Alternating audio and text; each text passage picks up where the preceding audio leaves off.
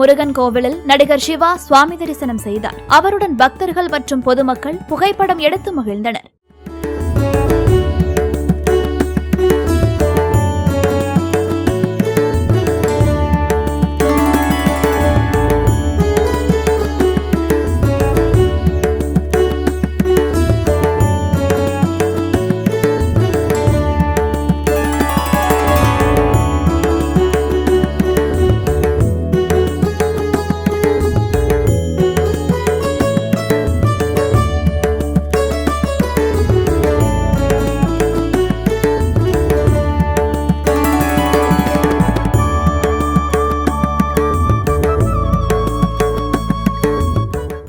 Play store மற்றும் app ஸ்டோரில் இருந்து பாலிமர் செயலியை QR கோடு மூலம் பதிவிறக்கம் செய்யுங்கள்.